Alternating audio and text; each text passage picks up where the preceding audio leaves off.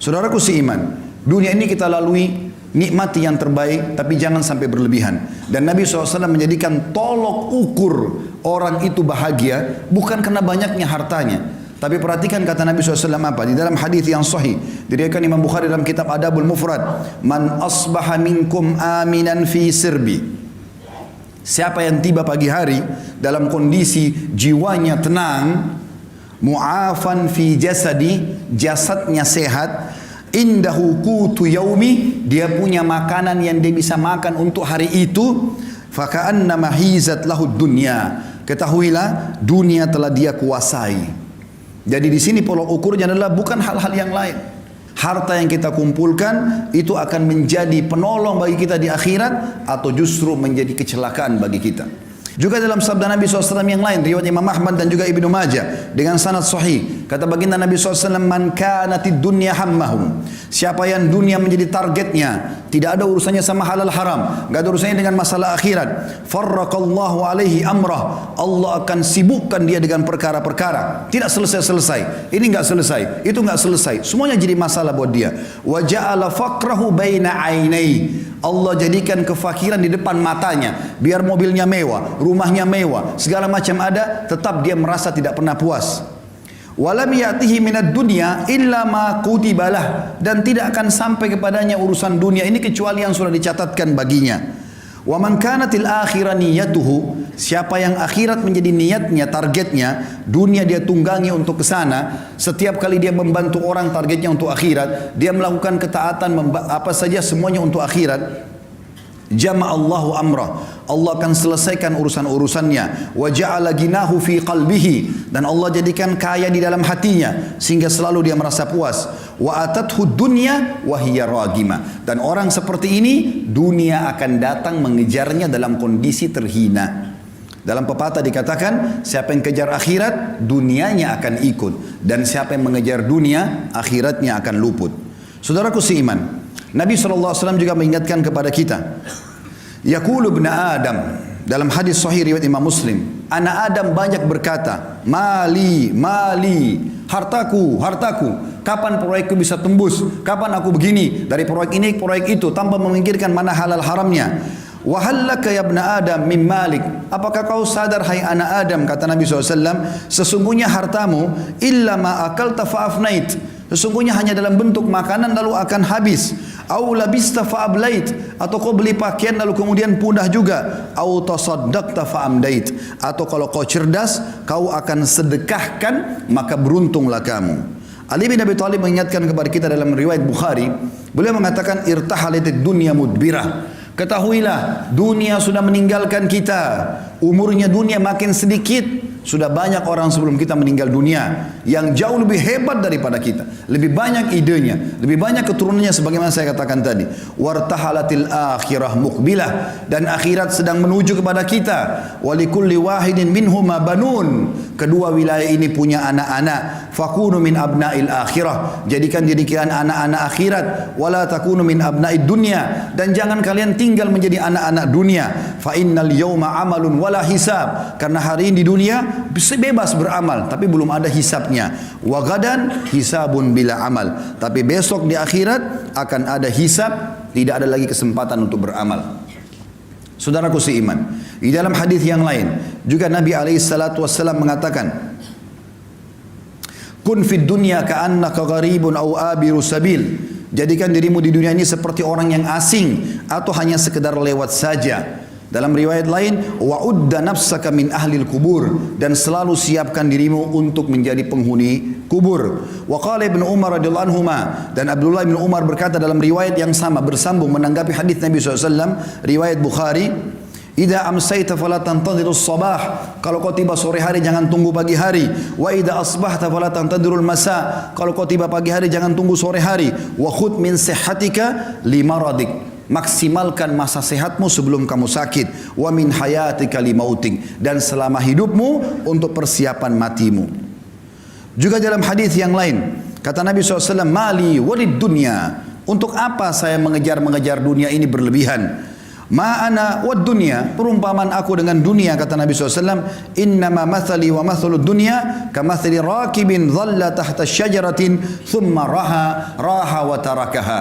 Sesungguhnya perumpamaan aku dengan dunia ini seperti seorang musafir yang kebetulan penat, capek, lalu kemudian dia pun duduk di sebuah pohon, kemudian dia akan pergi meninggalkan tempat tersebut. Ibaratnya, ini bahasa saya, kalau kita seperti lagi safar dari Jakarta ke Surabaya naik bus, maka bus-bus itu mampir di rest area, di tempat istirahat. Maka ada orang yang cerdas, dia mampir sebentar lalu kemudian dia naik bus untuk melanjutkan ke tempat tujuannya. Tapi ada orang yang konyol, dia sengaja tinggal di situ, dia tidak ikut dengan busnya, maka terbengkalailah dia gara-gara tidak ikut dengan tunggangannya. Kita sedang menuju ke akhirat.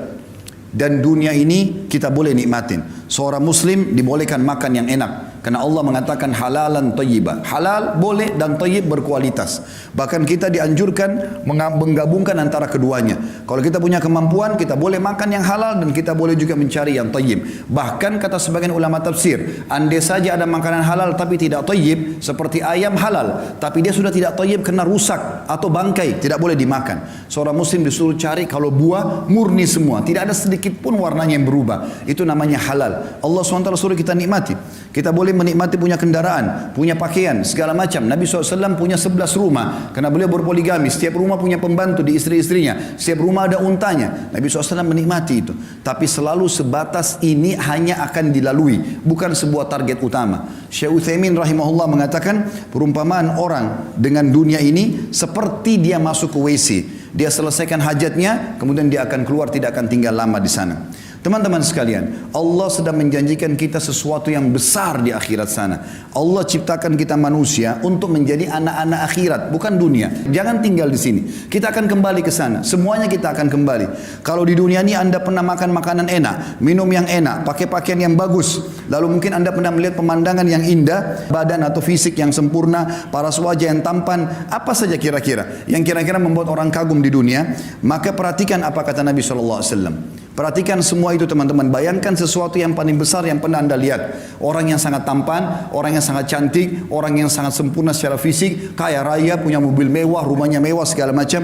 Bayangkan itu dengan pertemukan dengan sabda Nabi SAW. Beliau mengatakan apa? Tentang target kita di sana, akhirat. Wallahi, kata Nabi dalam hadis riwayat Muslim, demi Allah, Nabi enggak pernah sumpah kecuali penting sekali. Beliau mengatakan, wallahi, mad dunya fil akhirah illa mathalu ma yaj'al ahadukum isba'u hadhihi fil yammi falyandur bima yarja. Demi Allah, perumpamaan dunia dibandingkan akhirat hanya seperti seseorang di antara kalian meletakkan jari telunjuknya ke lautan, kemudian diangkat sama dia. Maka lihat apa yang ikut dengan tangannya. Di dalam hadis yang lain, kata Nabi SAW pernah melewati pasar, lalu ada bangkai kambing. Kebetulan kambing ini bangkainya kecil, kambingnya kecil dan jadi bangkai, kemudian kupingnya kecil juga dan agak sobek. Jadi sudah bau, kecil, badannya kurus, telinganya juga sobek. Lalu Nabi SAW pegang kuping kambing itu, bangkai lalu diangkat. Kata Nabi SAW kepada para sahabat, siapa yang mau beli ini? Kata para sahabat, ya Rasulullah, jangankan dia sudah jadi bangkai, hidup saja tidak ada yang mau. Sempat dalam riwayat kata Nabi SAW, siapa yang mau beli ini dengan sedirham? Biaya yang sangat kecil.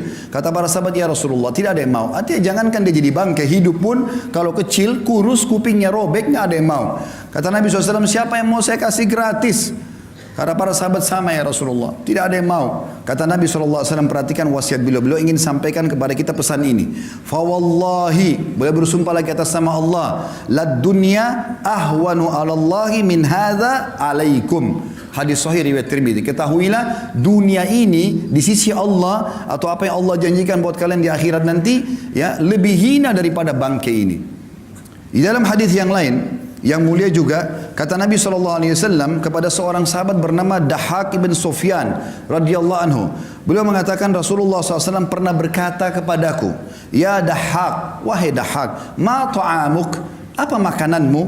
Faqala ya Rasulullah, al-laham wal laban. Aku selalu makan daging dan minum susu ya Rasulullah. Lalu kata Nabi SAW bertanya lagi, qala thumma yasiru ila madha. Kemudian jadi apa itu makanan daging dan susumu? Qala ila ma qad alimta.